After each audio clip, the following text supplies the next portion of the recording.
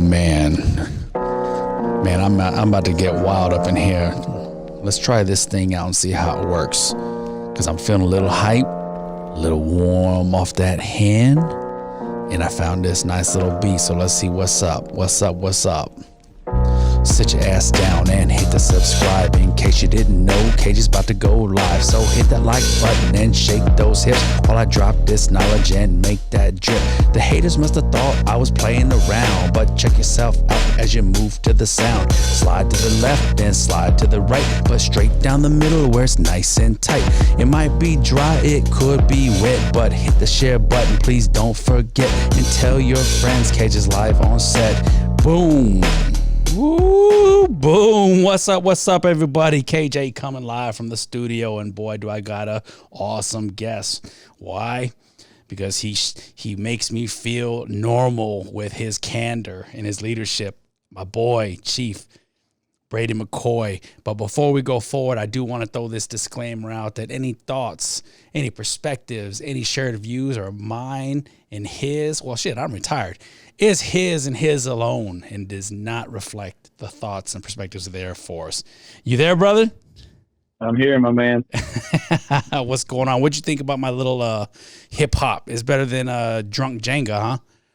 Hey, I don't know, man. Drunk Jenga was pretty good, but that was pretty tight. I liked it. I was sitting out in the studio one day, and I was like, how hard can this be? And man, it's harder than I thought, but I figure I'm gonna continue it, and that's what I think. That's what why we connect though is being real, but having zero fear to try things.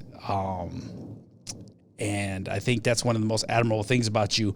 But before we go forward and move on, man, and we can talk about all kinds of things about grit, the big things you're doing for in the Air Force.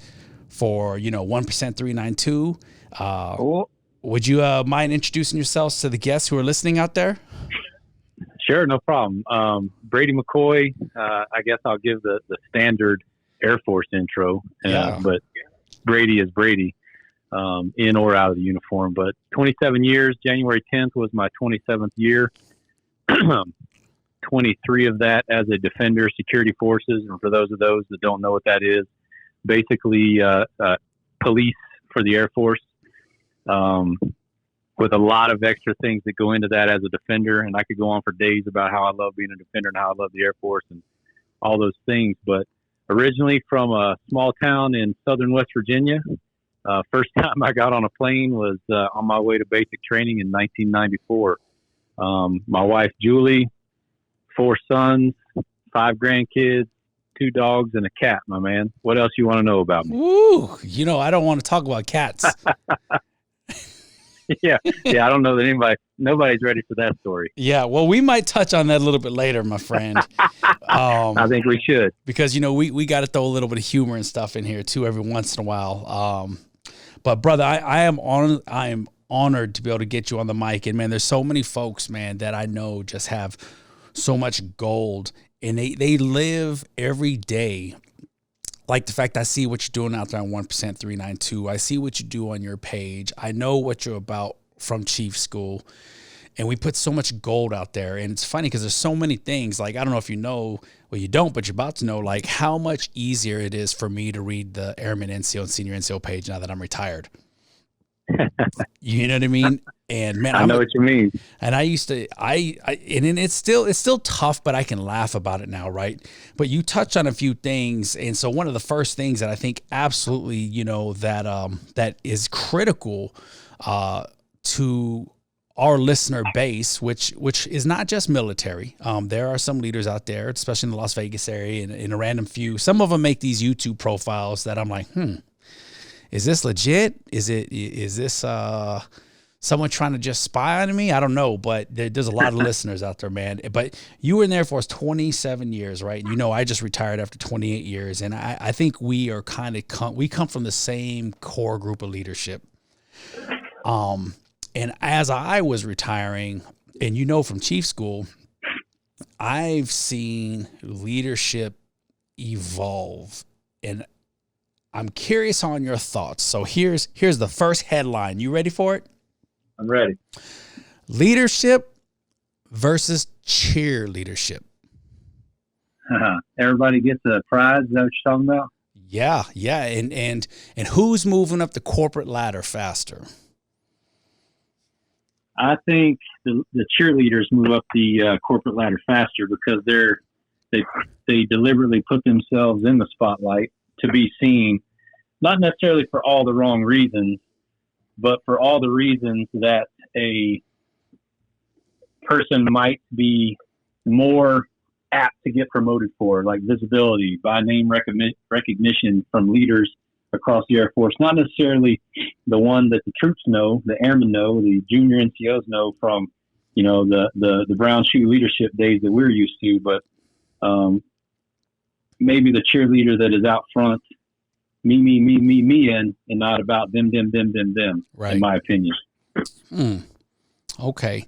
It's funny because I was gandering around today on social media, right? And it was funny, and they were talking about the stats of suicide in the Air Force and the publication of numbers and why it wasn't being so transparent and why is the military not fixing it. And my smart ass, and it's a very sensitive subject for me, and I think we're in a world that's so culturally sensitive that it's so PC. Even if you kind of make a little slight joke, you can be ostracized. And, sure. And my first thought was, I was like, but what are you talking about? You're allowed to have ponytails and relaxed standards now. No AC measurement, and the conversation went to, why are we focusing on what we're focusing on? And that part is what I was kind of getting to, because what Kevin James had experienced was real leadership being interpreted as bullying. I've been accused of that, yes. Right. And it's like, and I think that's tough, because I wonder if you've also experienced that. It's like, but when someone needs them to fight that hard battle, are you the go-to? That's a question for me. Yeah. Absolutely. I think people look to me when they've got a tough battle they're going through, or they've got coming up, or they want somebody to smash the wall down and fix it, and they'll come find me. See, and I think our younger generation has gotten smarter, and I think they know how to enable capabilities. Does that make sense? And so it's like, if you're not telling me what I want to hear, sure, then you're a bully. But I know you're the guy I'm going to go to when I need someone to fight for me. Yep. What do you think causes that? Well, I think, in a lot of the discussions that I'm in and conversations with airmen and junior NCOs and senior leaders and everything is, a lot of the blame, or a lot of it is pointed to the immediate access to information. And a lot of folks might believe that, the younger generation is just challenging you because they're trying to see what you've got and what you know and what you can do for them versus what you will do for them. But in my experience, I don't know, man, it's tough. It's real tough to kind of break those apart. But a lot of the discussion I have centered around, it's what they're testing you, is what a lot of people think. Right. And a lot of people that aren't genuine leaders or aren't genuinely, authentically trying to help people are being caught up, because the airmen these days, like you said, it's not that they're playing you. They're on to the game, I think, these days, more so than maybe we were back in the day when it was just shut up and color and do what you're told to do.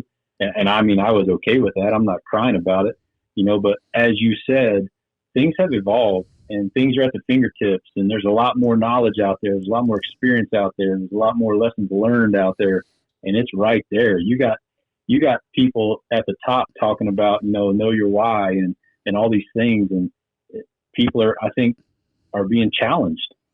Right. Yeah. And I agree. And I actually think and I don't actually blame it on the institution. I think it's society in itself. I mean, I love my kids to death, and they listen to YouTube and Google more than they will me.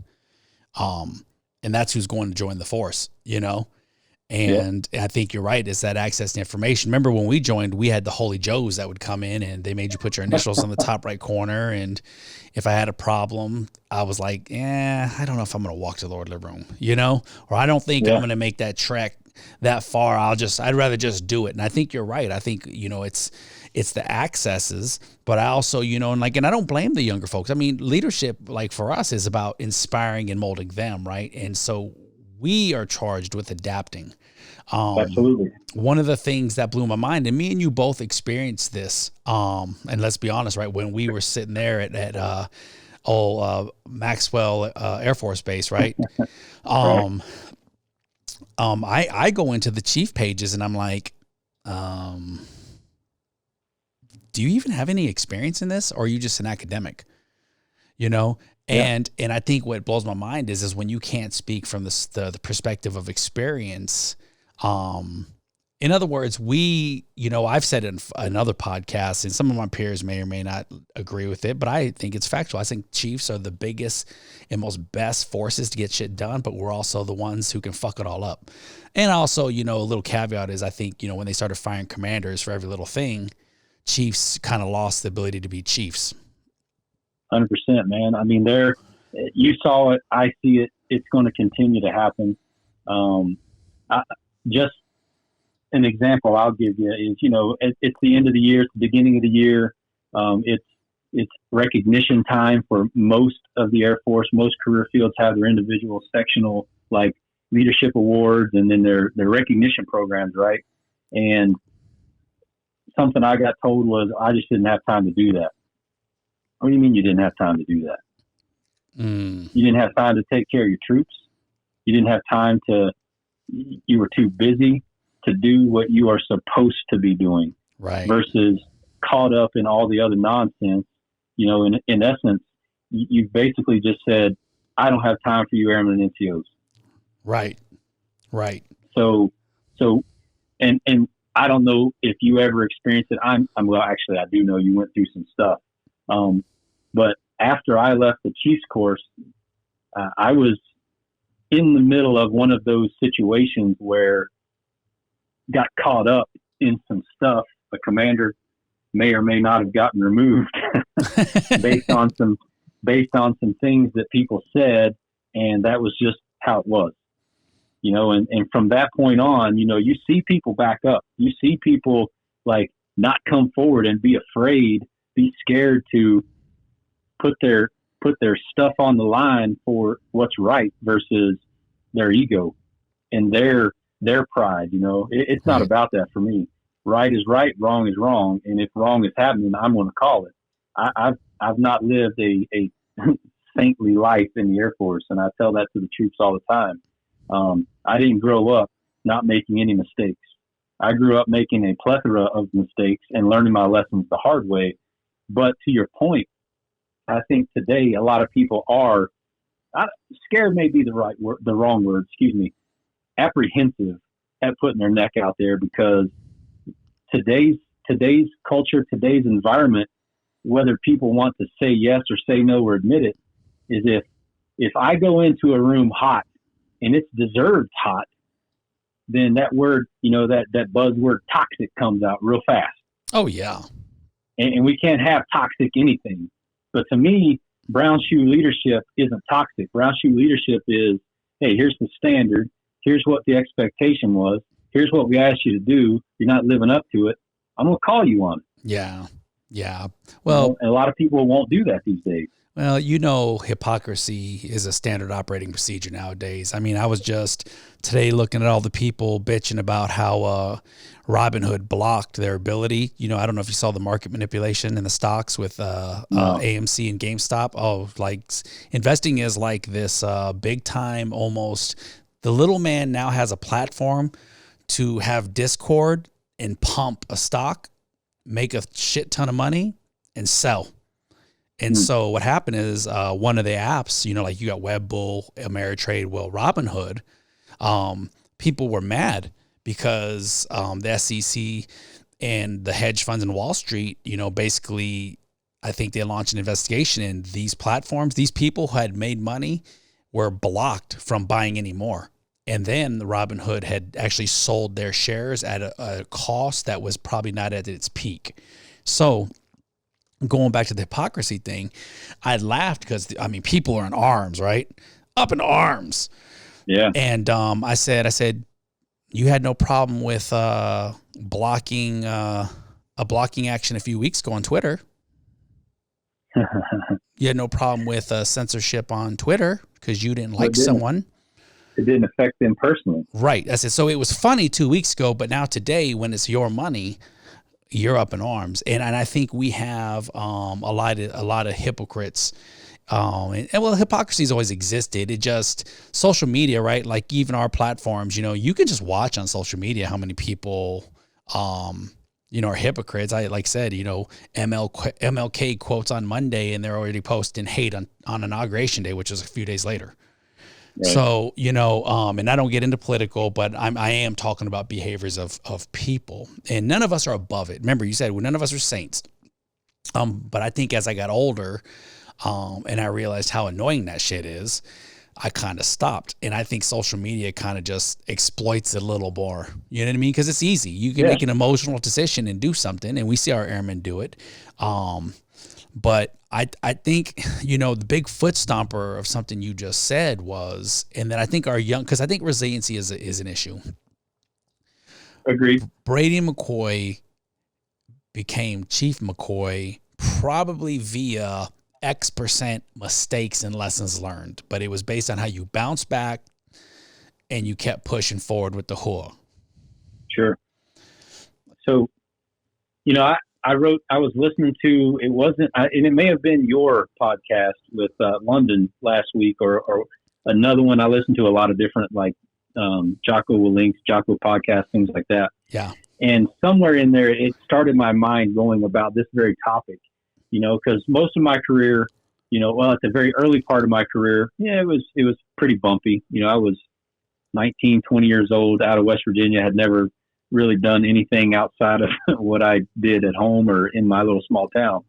So I was having fun and I got caught up. I learned my lesson, but I started thinking a few weeks ago, I'm like, back in the day, I would have chiefs, I would have people tell me like, hey, everybody's not Brady McCoy. You need to lower or relax your standards or you're going to go nuts. And I heard that a lot through my 27 years. Right. Right. But for whatever reason, couple of weeks back, I pulled out my notebook as I was listening. I wrote down, not everybody is like Brady McCoy. I'm like, okay. And then I wrote, why? Why is everybody not like me? Okay, I got the generalized reasons why KJ is not Brady and Brady's not KJ. I get that. But I'm talking about from a military, growing up, being a chief standpoint right now. Right. What opportunities was I given that the airmen or NCOs today, 10 years ago, were not given? Absolutely none. What kind of training opportunities was I given that today's airmen, NCOs, senior NCOs were not given? Absolutely none. They're actually given more than I was. So I've done a lot of thinking about why is it that more airmen don't have better grit, don't have better resiliency. And I struggle with that, man. I really do. I get it. It needs to improve, and there's programs and all these things to get after those things. But I struggle with it day to day, just trying to understand how I got here on the bumpy road.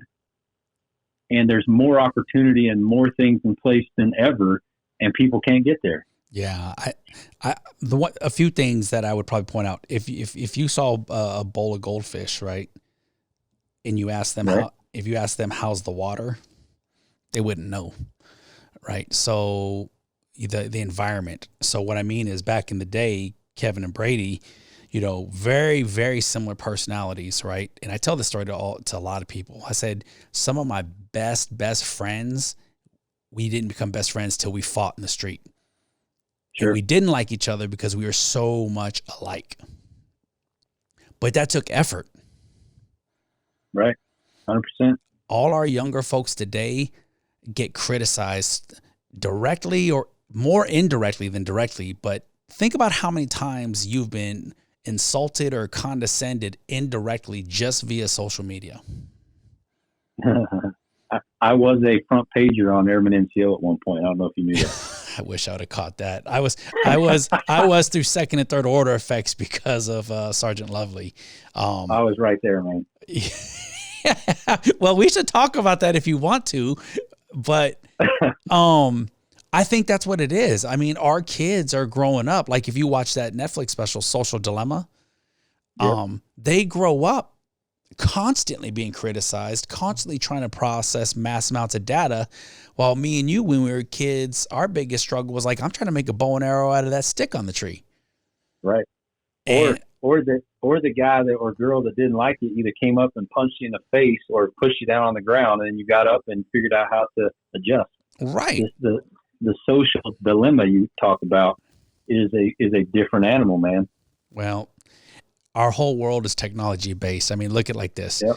I look at it like this, and you knew my saying on my coin was less hua, more dua, and it's pretty much more hua when all you do is type on the keyboard. I mean, shit. You mean you can order McDonald's via your damn phone now. Yep. You know, and when you're just hua, you're not doing shit. You know what I mean? And so, you know, you're just talking. And when it comes time to do, how much effort does it take? You know what I mean? And I think and how much of that hua is actually you, like truly you, and not just, you know, I learned, and this may sound be sounding stupid here, but I learned this new thing the other day. I was having a conversation with a buddy of mine over in Guam. He's getting ready to PCS out, and we were having this conversation about this kind of similar topics, and he threw out the word virtue signaling. I had never really heard of virtue signaling, so I looked it up.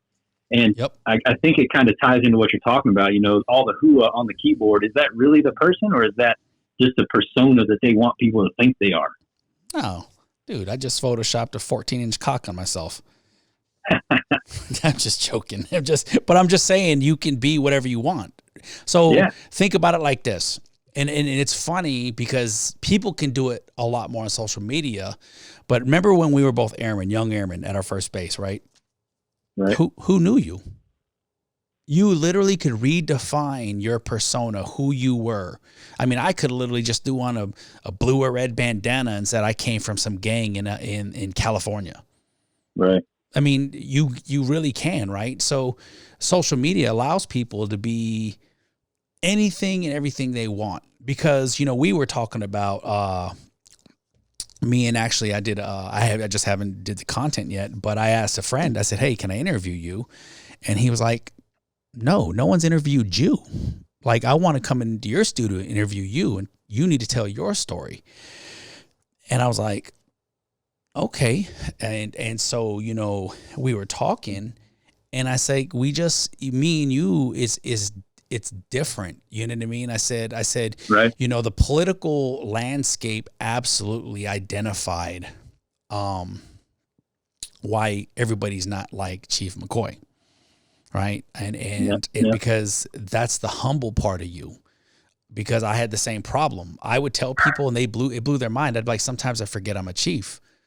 And they're like, what do you mean? And I was like, well, I don't understand why you don't fucking get what I'm trying to tell you. And my wife actually was the one, she was like, well, I thought only 1% make chief. I said, yeah. She's like, so you expect everybody to be like you? I said, no, I said, everybody can't be the chief. Everybody can't be Chief James, but everybody can be Chief Lee. Yeah. I said, there's a piece to being a chief that anybody can do. Right. I said, because they voluntarily join an institution knowing that 99% of them won't. I said, but we don't educate them that low. I said, we consider leadership. You can make it. You can all make it. That's not true. I say be the best version of you and you will end up where you're supposed to be. And through all my experience, like, brother, you don't know this. Like, I fucking hated the Chiefs group. My last few years in the Air Force, I was not the happiest camper. You kind of caught me right at the pivot point. And I did an interview with someone and I said, I thank God I didn't get what I wanted. Everything I was so bitter and upset about to this day, hindsight 2020, I thank God I didn't get it. Because I wouldn't be where I'm at today. And I think that's something that our folks, especially you're still active, and you're in a pretty big, pretty awesome scenario with what you do. I think that's what they need to know is I understand you've had instant gratification of information. You have instant gratification. If you're not feeling so pretty, let me post a Snapchat or something to draw attention. I think that's the biggest contention you're going to find hitting our ranks is instant gratification and you instantly wanting to have something or be something when maybe that's not where you're supposed to be. Sure. And I'll go back a little bit to your point about, you have the opportunity to you can be whatever you want to be on social media. And, when we got to our first bases and nobody knew who we were, I think something about social media too, that's popped in my head when you were talking about that is, I had the capability when I got here in Albuquerque in 1994, nobody knew me. Nobody knew what I was about. They couldn't look me up. They couldn't find me. They got who I was when I showed up. Right. And then when I went to Korea, so on and so forth down the road, but nowadays, if Airman McCoy was coming in today, and I had the Facebook, the Snapchat, Twitter, and all these other different social media platforms that I put my life out on, that is the persona that you're going to be until those platforms are like gone. Right. So if I were to do that today and then go to Korea, I am the same person in Korea because all you got to do is look me up on Facebook. So I think it's a lot harder these days to, I used to tell Airmen, I did this thing called Sergeant's Time, where I go talk at FTAC, which is, where all the brand new airmen come in and they meet everybody for the first time and you welcome them to the base and whatnot. And I'm like, hey, one of the scenarios I would tell them, be like, hey, if I went back to, we would be talking about standards and being good people and all these things and success and reinventing yourself. If I went back to your high school and pick a subject teacher, what would they say about Airman McCoy? And then somebody would raise their hand and be like, I don't care because that's not who I want you to be. Right? I don't want you to be the 10th grader. I want you to be Airman McCoy right now. Show me what kind of person you are moving forward. I don't care what your teacher has to say about you. Right. I think that's kind of limited these days with social media as well. And I kind of talked about that with the NCO Academy up in Elmendorf the other day too. It was a pretty interesting conversation. So you made me think of something. Uh-oh. No, this is a good one, dude. I've never seen you whiff a ball yet. Right? You know what I mean? Yeah. Like, I mean, shit, cornhole, like he's like a master cornhole player. That was the beer. And, yeah. So I'm going to give you the impromptu subject. You just came into KJ's Total Force Development organization. And I'm going to give you random subject for your people. Random subjects for my people. Right. Defenders. So I'm going to give you the subject and then you're going to tell them about it. All right. All right. This is an easy one. Buckle up. All right, here we go. How your hair impacts you. How your hair impacts you. All right. So how does their hair impact them? Yep. In the organization, being a professional, being, you can focus on defenders. Okay. How your hair impacts you. All right. So literally today, right before I got on here with you, I was at guard mount handing out a coin for a dude a staff sergeant that noticed a homeless lady on base and took care of business off duty. So I was at guard mount. So I had the opportunity to literally observe this in action. Plus, we have the new standard coming out soon for females. But hair and how it impacts, right? So as a chief, Stanival, the quality control folks belong to me directly. They work for me. They are the face of the security forces group. They are the ones that go out and say, hey, these are the standards. I'm evaluating you and I'm basically telling whether you can do the job well or not. So one of my evaluators walked in a couple weeks ago, senior airman, and it's obvious that he hadn't had a haircut in a couple to 3 weeks, and it was on his ears and whatnot. So Chief McCoy how hair impacts you in a professional organization. Being a professional, in my view, in my organization, hair cut nice within regs, in my opinion, tells a whole lot. Tells whether you are on top of it, tells whether you are paying attention to yourself and your presentation as a person in uniform to other people. So if you let that go, that tells me immediately that there's a little bit more going on with you than just you need a haircut. And I'm going to start digging into that a little bit. Hey, what's going on? Why didn't you get a haircut? All these other different things start popping into my head to talk to you about. Maybe something's wrong with them. It's not just about the professional. I mean, it is about the professional image. Don't get me wrong, but sometimes not getting a haircut could tell you something else as well. Whether it's personal problems, maybe they just didn't have the money and they're waiting for payday, which you need to dig into that stuff. There's all kinds of things that haircuts can tell me. Yeah. So I like that. First time I bring Lynn James to the base, right?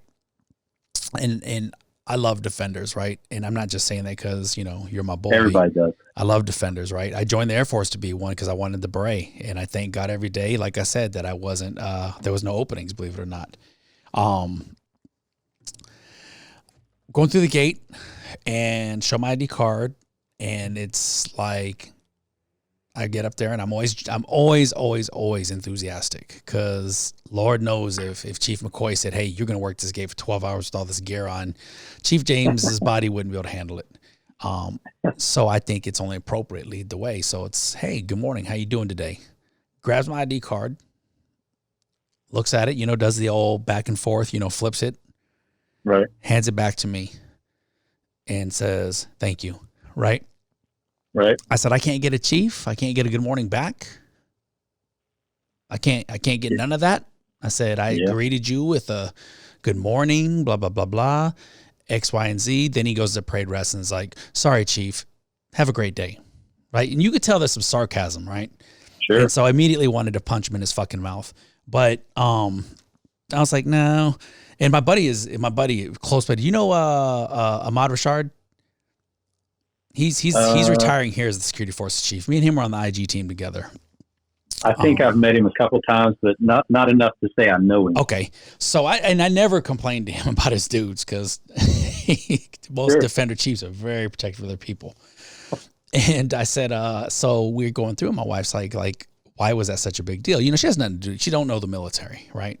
Sure. I said, well, this is how I see it. You are the first thing someone not in the military sees coming through that gate. You are the first experience. You are the guardian. You are the defender, right? Right. I said, if you can't pay attention to detail, then I got concerns, And I said, the problem with me is because, I ran mortuary affairs and in combat, and I said, the little things matter. Absolutely. And I said, I feel like we've got, and this is where I had some conflict with some group chiefs. And at the end of the day, I think some of our chiefs have lost sight that their ID card says Chief Master Sergeant, just like mine does. But I was like, I got a problem with that. And, the answer was, do you know what they do all day? And I'm like, well, you know what my cooks do all day? You know what I mean? They're on their feet too. Sure. I said, that's not an excuse. It's not an excuse to say this is what is in their job description, so they're allowed to have lesser customs and courtesies. And you probably didn't see Ramstein Security Forces just got blasted yesterday, and the Airman NCO, Senior NCO, because they had to put out a memo about how to address people going through the gate. Did you see that? I did see that. Yeah, I saw it. Yeah, and I don't know if you saw my comment. I was like, really? This is more important than trying to get UGs authorized? Yep. And then you had a conversation about UGs, and there was a picture. Oh, you saw it? I saw it all, man. Did you? I saw it all, man. Oh, hell yeah. Saw it all. I was waiting to get pulverized by some people, but someone actually was like, yeah, UGs are so comfortable. I was like, oh my God, here we go. Right. Yeah. But I don't, and I said, it's tough because we are also in a climate where I just don't know what the person's going through, Right. And I conceded to that. And I said, this is why, you heard my PTSD in me where I lost my authentic self. Right. And I think that's the contention some of us deal with. I did, it's like, I really worked hard to make chief, and all I'm asking for you to do is call me chief. You know what I mean? And that is a custom and courtesy. It's a requirement, right? And but then the other part is like, we got these new leaders, and it's going back to the cheerleaders who are like, oh, but you know what they do, and I'm like, oh, shut the fuck up. I mean, like, I don't care what they do. You know what I mean? I'm not being abusive. I'm just saying, hey, because back in your day, when you guys used to have those post checks, sometimes they would not say or act the right way to certain people who had some serious influence on their careers. Sure. But anyways, that was my story about how your hair, like I agree with you 100%. And I think it's the little things that, like today's generation of like, it's not that serious. It don't impact mission. Sure it does. Because when you joined to be grown. Most people join to run away from something or get away from something or redefine themselves. And I'm like, if you wanted to just fuck around and be a dipshit, then you should have went to Google. 100% agree with you, man. And, the example you give is something that, not only I or you struggle with, but a lot of people struggle with that, that you come up to the gate. And I'll tell you, man, and it bothers me to my core. And I read the notes under, under that memo when it was posted about some people like post briefings are stupid. They're a waste of time. I have my opinions. They have their opinions, whatever. But at the end of the day, for me, just as you said, the little things matter. When you pull up to a gate, if my airman at the gate just puts your ID card, doesn't really look at it, takes about 2 seconds to look at it, are they really doing what they're supposed to be doing? Because there's a lot of things that go into looking at the ID. And then not only is the person, the defender at the gate, you don't know what's going on with them, they don't know what's going on with you. And maybe that good morning, chief, welcome to the base is the thing that stops you from going ape shit. You know what I mean? Yeah. Or maybe the lack of customs and courtesies or the sarcastic response is what puts you over the edge of going ape shit. And it's just scratching the surface on that topic, but I get, and this is going to blow your mind, maybe, I don't know. When I first got here, I would kind of get the same treatment, literally. They didn't know who I was. They eventually figured out that I drive a 392 Challenger and, all those things. So now I can't get within 100 meters of the gate. But there for a while, I'd roll up to the gate somewhere and there would be somebody inside the gate shack kicked back with their feet up. Be like, hey, what's up, chief? I'm like, I know what the standard is. I know what your commander has asked you to do. I know what your paperwork says you're supposed to do. Right. And you ain't doing that. And it's very minuscule and it's very nitpicky and it's very this, that, and a lot of people go down the road and, wow, what's it matter? The little things do matter. Absolutely. That is, as you said, that is the first thing that anybody sees coming to this base or any base for that matter. And the professional in that person is what sets the tone. And the next defender they see, they're going to be like, well, that's Chief McCoy. He's a defender. He allows that at the gate. Or, you know what I mean? Just like if your cook were to just throw shit on a plate, Chief James allows that. Oh yeah. I used to take pride. I used to take pride when one day my troop said, it was a brand new young airman. They were like, I was in the gym and they were like, hey, Chief, how come when you walk to the gym, it's like, there's like a group text that says Chief James is on the way and people start doing their jobs. Yep. And I said, because the staff sergeants over here, are not doing their job because, that's the first line of supervision. Right. And I said, the funny part is I said, this is the secret. And, it's funny because I love connecting with airmen. Right. And usually you'll tell them like, hey, I'm literally giving you the answers to the quiz and don't be a self-licking ice cream cone and fail an open book test. Yep. And, I'm like,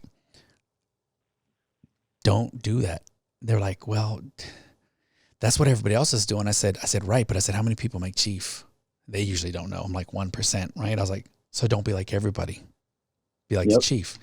I said, if you want to fit in, then you're not following what Dr. Seuss said, right? And, you know, Dr. Seuss, you know, he said, why fit in when you were born to stand out?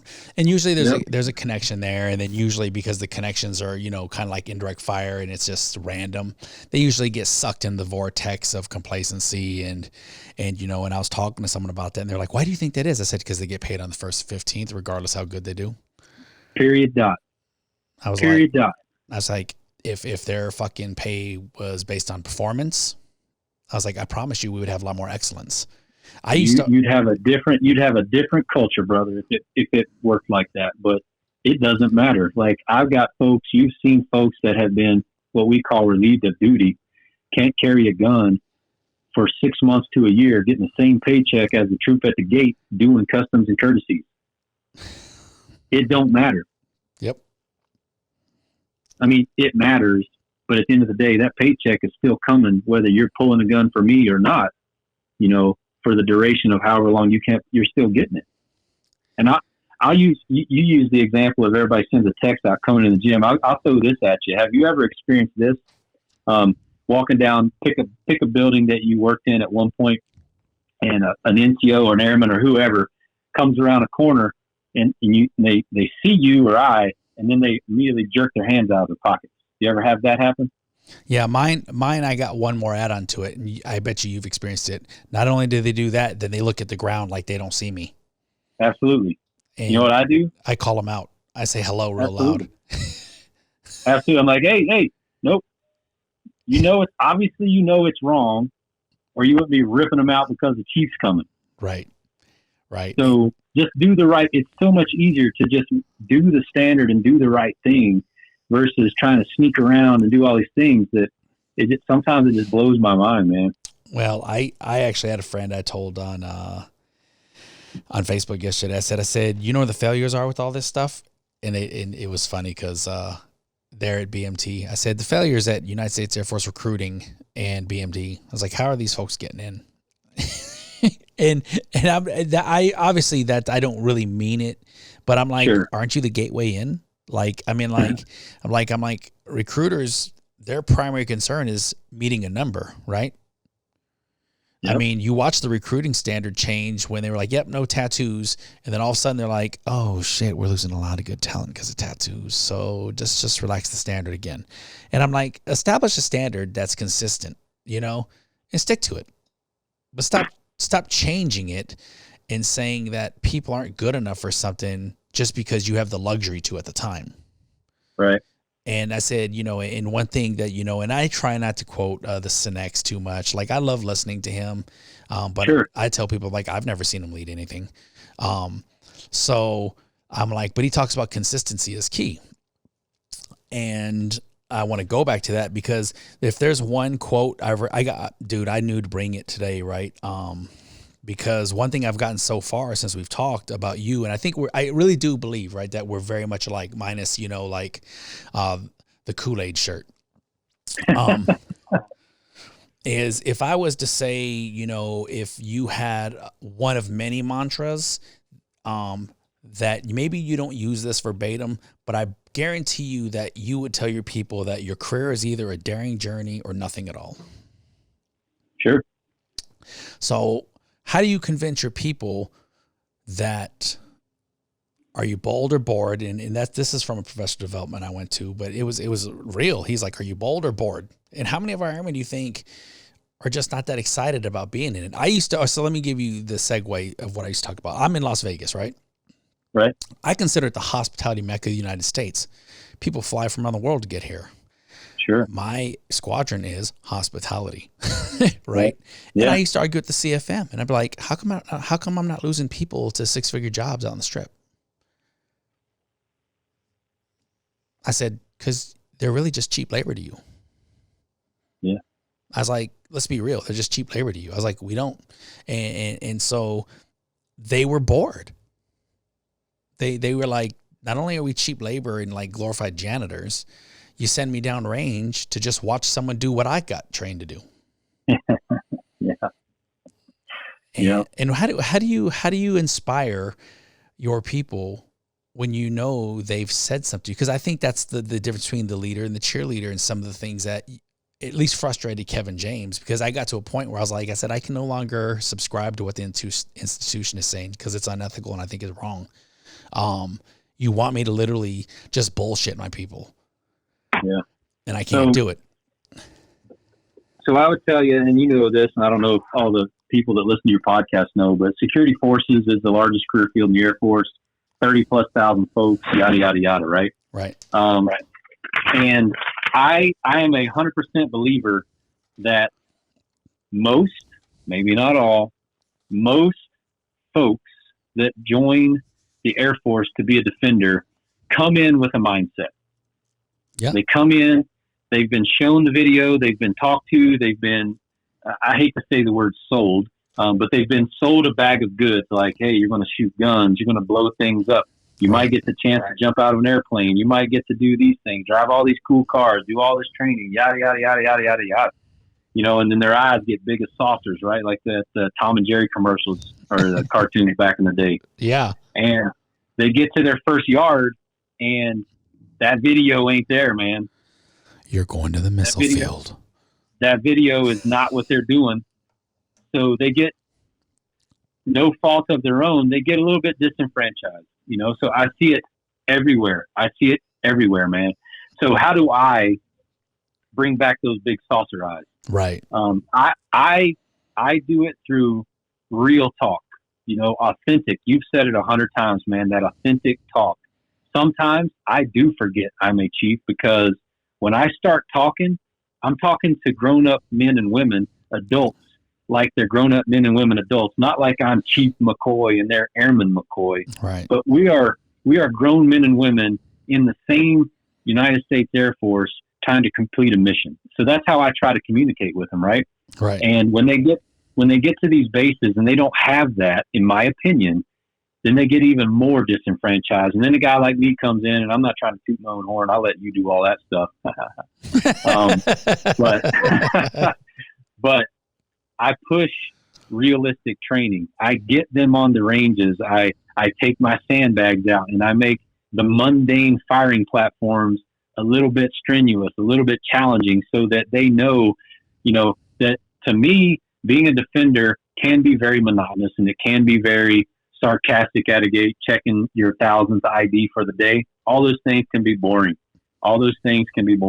But I try to instill what they joined, in my opinion, to do. Right. Have fun, love the job, build camaraderie, get to know each other, right? So that's what I do. I take them out to the range with me. You know, I just took a couple commanders out. This is probably, you may have seen it a couple months ago. We took them out to the range, and I brought my sandbags, and I made everybody do PT, get sweaty, breathe hard, and shoot guns.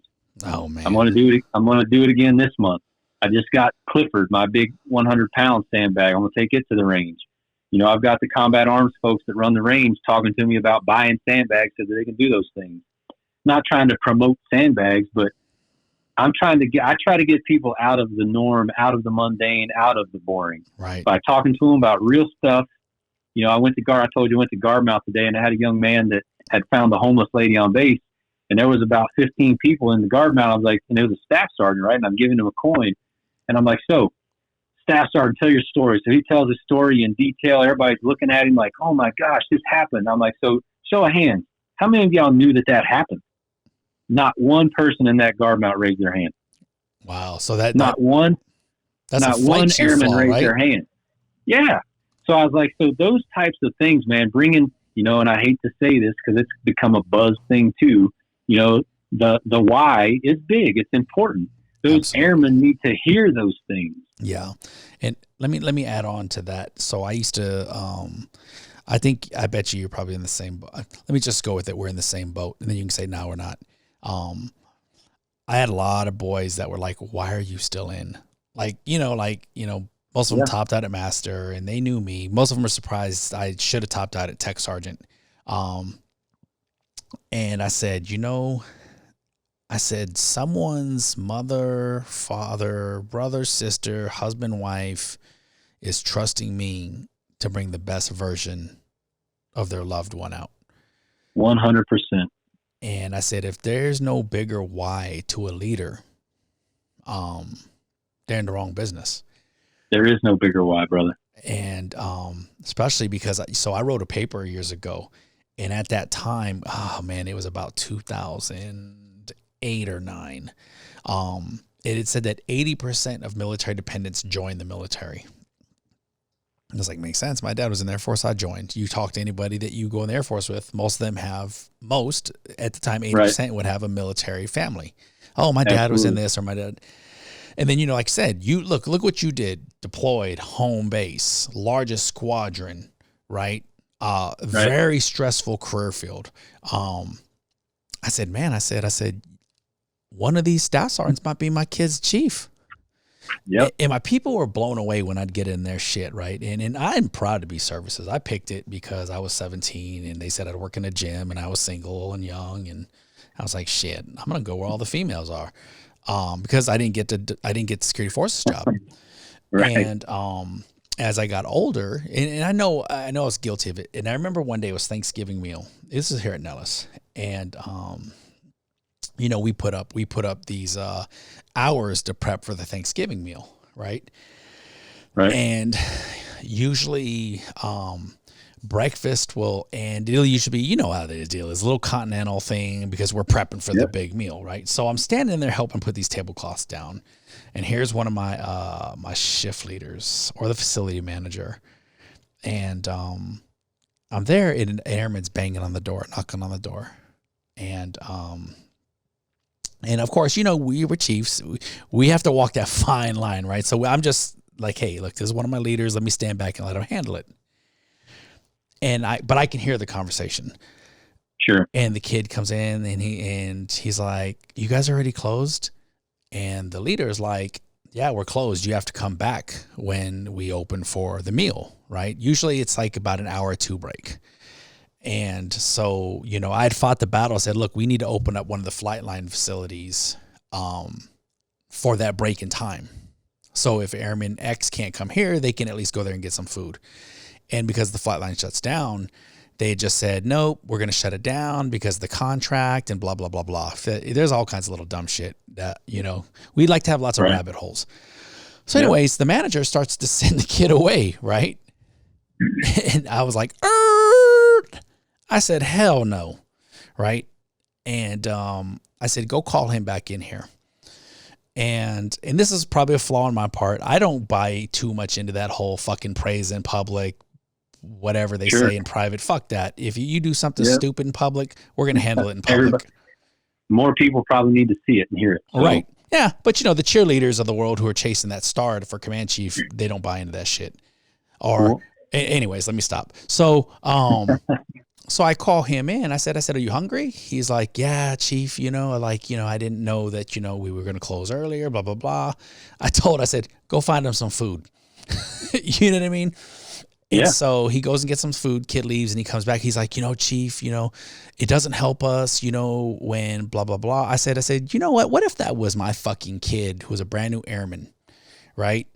And he comes here to get some food, and the door's locked, and now he's got to be hungry. So it's funny because I allow a lot of pushback because I don't believe you can really iron sharpens iron. You can't sharpen iron if you don't let them come back a little bit. Absolutely not, man. And I got thick skin, and I'm like, look, if I got to pull rank, then you're really fucked. But I said, bruh, I was like, he should have what? He goes, well, he should have woke up earlier. Right? I said, it's his holiday. I said, honestly, if I had it my way, we would never close. And I said, it's a damn shame that I'm the chief and I can't make that happen. But I said, I'm the chief here and I happen to catch it. You're going to feed them, And that's where I got to the point. I said, wow, is this really the mentality we have? And I said, do you know how many emails I'll get from the other chiefs when they find out their airmen didn't get to eat? Yeah. Right.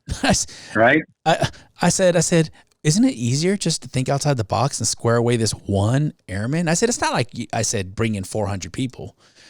And these guys, I'm like, man, I'm like, why have you lost the the big, what'd you call it? The eyes, the big sauce, Yeah. where did you die? Like, where did your light go out? Like, this is someone who's hungry. Like, Sure. we will go do humanitarian missions and you will turn away an airman so we can fucking cook a turkey. And that's their job. That's what they're there for. Yeah. And bruh. And so, so like, that's why I stayed in, something that you and me both know. And it's said plenty of times in professional development. And this also doesn't apply to chiefs, it applies to everybody. Leaders don't know if they're succeeding. True. I went home, and as you probably might, I went home more days feeling like I failed than I succeeded because I wasn't able to get everybody what they needed. Whether it could have happened and some asshole, some cursed staff weenie said no, or I couldn't get someone out of deployment while their spouse was ready to leave them. And I don't think that's the stuff that we get a platform as chiefs to go out and say, well, listen, this is why I can't tell all of you yes or give you all your dreams. Right. But do you know what it makes me feel like when I go home? Yeah. There's not really a whole lot to add to that. You're spot on, man. You really struck a chord with me earlier when you talked about, somebody's son or daughter, because I 100%, 100 million %, whatever you want to call it, agree with you to my core that these days when I go to that guard mount, my son's 19. That's who I see standing there. And I would do anything for my son, literally anything. Right. And if I'm not willing to do literally anything for that son or daughter standing in front of me, then I should move on. Yep. And that's what I tell the young troops when, we go over to phase 1, which is when they first get to the unit. And I do this spiel. We talk for an hour, meet all of them. And I tell them, like, my job as a chief is to take care of you. And let me clarify what take care of you means. It means getting you not necessarily everything you want, but the things that you need, the things that you want that make you a little more comfortable, a little more warm and things like that. We'll definitely take a look at and we'll get after some of that. But at the end of the day, my job for airmen and NCOs is to prepare them well enough so that at the end of the day, if the shit hits the fan, they come home to mom and dad, the kids, the dog, or whatever it is. And if I'm not doing that and I'm not pushing those slack asses out there in the units that are just coming to work and punching the clock, if I'm not pushing them and holding them to a standard and saying, look, dude or dudette, that's not enough, then I'm failing those airmen. And when I talk to them, I'm like, and that's not me. I'm not going to fail your mom and dad, and I'm not going to fail you to a point where, when I first got here, like, hey, make them feel like family because that's what it is. That's all that it is, man. Right. They're part of your family now. And it doesn't just stop with that airman. It stops with the back home family for them too, because we were all brand new airmen. I didn't know what I was doing. Some of them may be a little more advanced in life skills than I was when I came here. I don't know, but I took the time, and again, I'm not trying to toot my own horn. This is just me, and you know me. Yep. I took the time to draft 2 letters. 2 letters. One letter is to every brand new person coming into this group, signed by myself and the group commander, welcoming them to the team and giving them some very basic standards and expectations and saying thank you for wanting to be a part of our team. And then when they get here and I meet with them, I'm like, okay, so who back home do you want to send a letter from me and the colonel to as well, thanking them for raising you right, for raising your hand and wanting to be here. We want to send them a letter too, because I truly, like you said, man, it's somebody's son or daughter, and those family members back home need to know that I believe that, and I'm going to uphold that. So let me ask you this. That's a perfect segue into this question. What is your biggest fear that nobody knows about you as a leader? So I think, honestly, man, and you probably would have the exact same answer, and it's happened in my career, and I know it's happened in your career. My biggest fear as a leader would be the same fear as a father, losing one of my troops. And I've done that. Right. And then having to think and reflect about, did you do enough? Did you train them enough? Did you give them the tools they needed?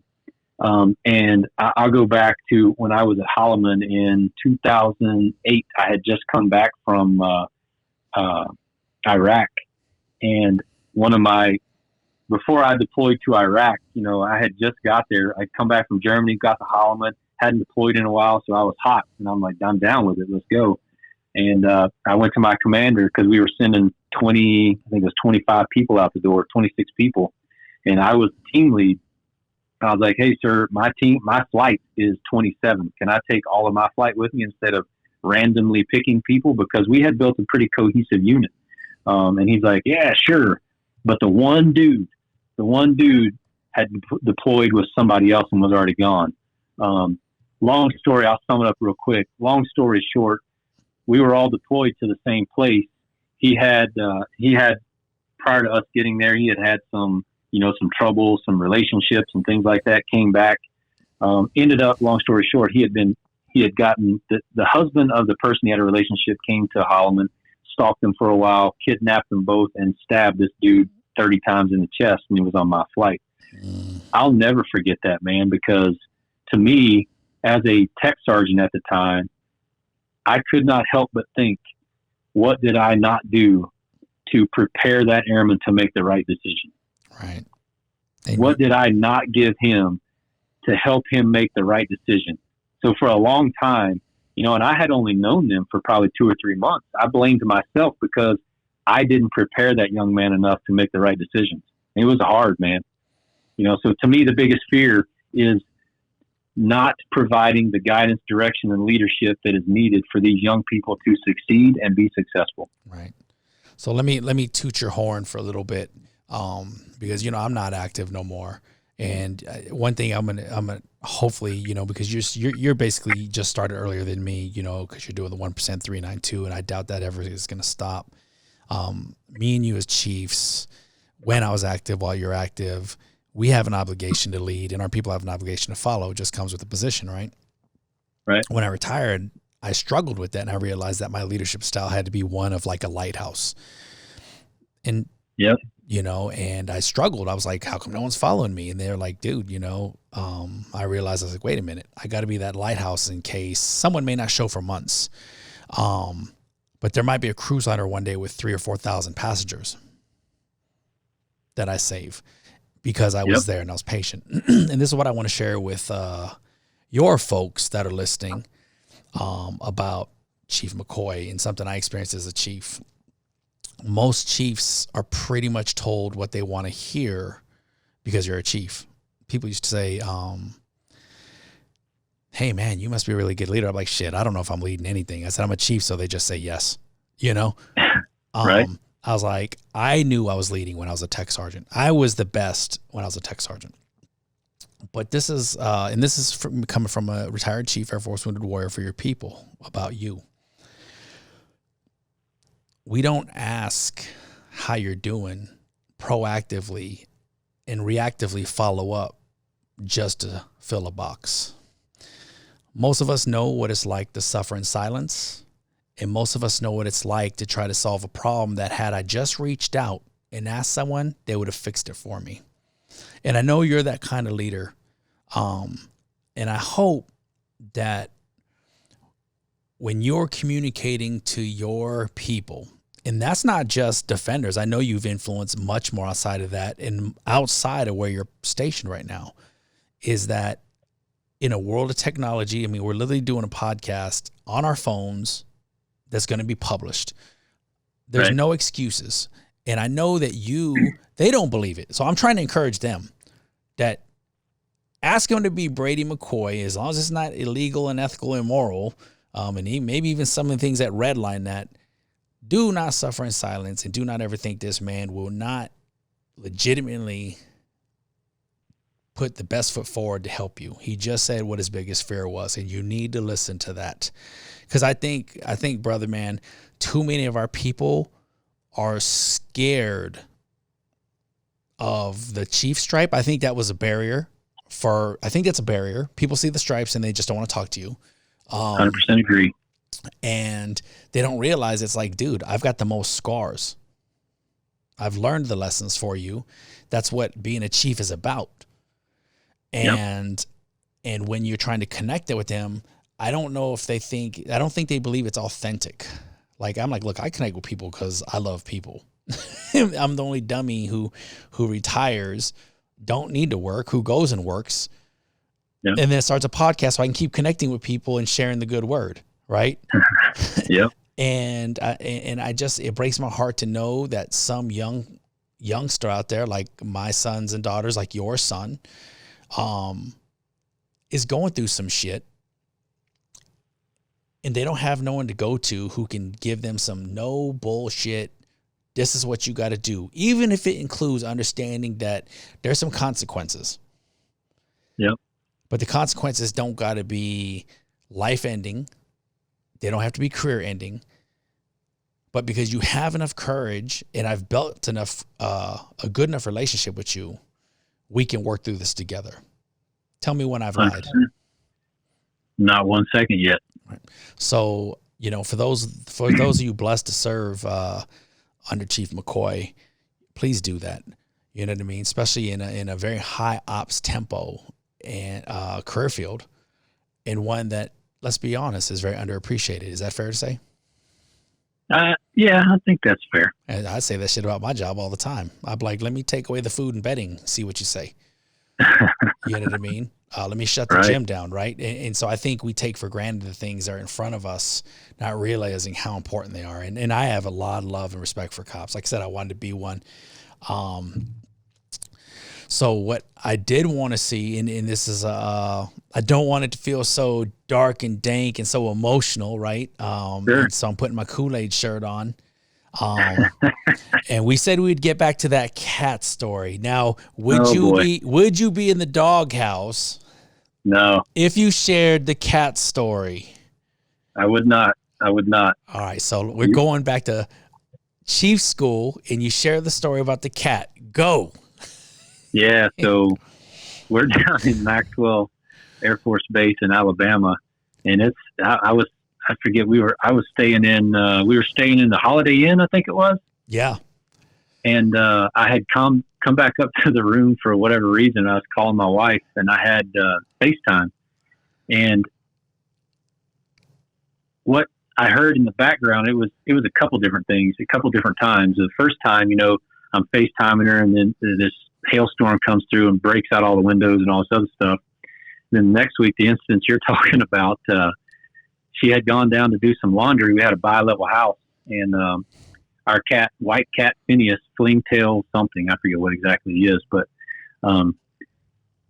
she had taken the clothes out of the dryer and was going to load another load into the dryer, and had turned her back to put the clothes in the hamper. And for whatever reason, the cat jumped in the dryer, and she didn't see him jump in, and she threw more clothes on top, shut the dryer, and started it.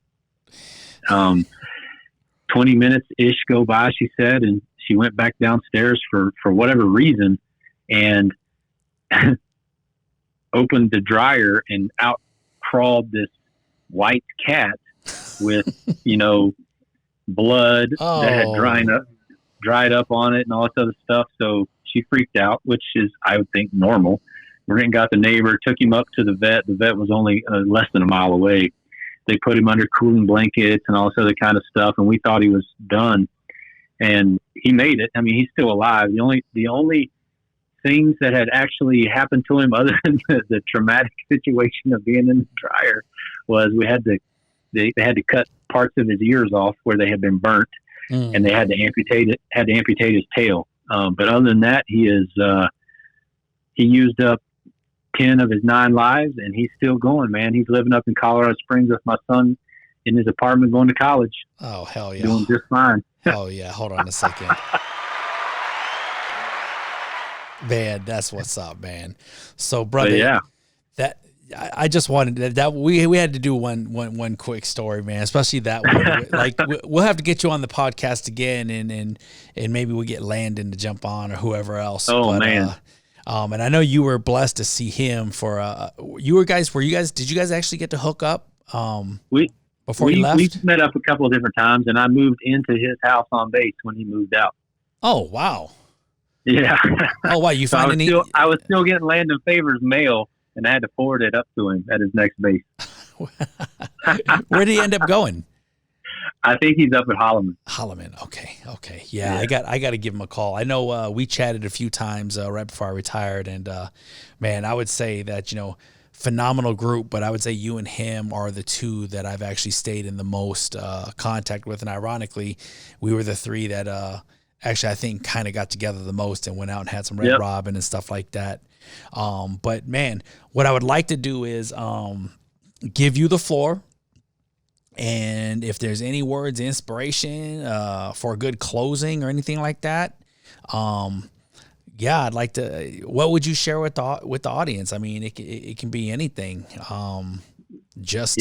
So I'm gonna pull a page. I was talking to the local professional organization, the top three here at Curlin, a couple weeks ago on that podcast. I'm gonna steal a page from that, man. Things I said on there about, you know, we've talked about a lot of different things, and you had mentioned as long as we connect it to a degree with one person, is making a difference in one person enough? I'd say hell yeah.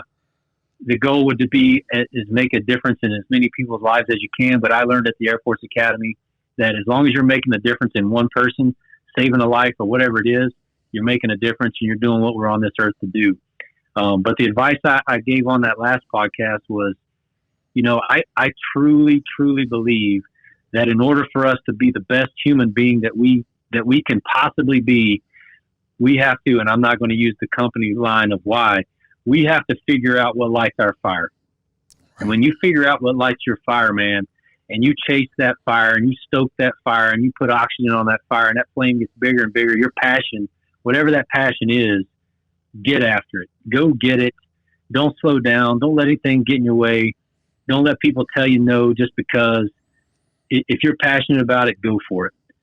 I'm passionate about helping people. I'm passionate about the Air Force. I just love it. And that's why I'm going to do 30 years. And I'm probably going to cry at my retirement when they tell me I can't be in anymore, you know, but I'll find the next chapter. Maybe it's a podcast that you're going to be on. I don't know, but I hope so, man. Light the fires, man. Light the fires. Just like on, I think it was Lord of the Rings, where they light the fires to bring people in. Let the fires burn, baby. Let everybody know what's going on and just go get some. Yeah, brother. You know what? You no one can deny anyone who watched Lord of the Rings when the help shows up. Like, you're just like, oh my God, we're gonna lose, and then it's like, yeah. So man, brother. When those fires light, baby, I'm coming running. Let's go. Hell yeah. All right, y'all. Well, hey, this is just another KJ production with the man, Chief Master Sergeant Brady McCoy. Let's try this thing. And yeah, man, brother, it was an honor, and I'm grateful. And we're gonna take it out with how we came in. So stand by. What's up? Appreciate what you're doing, brother. Keep it up. Huh? Hit the subscribe in case you didn't know. KJ's about to go.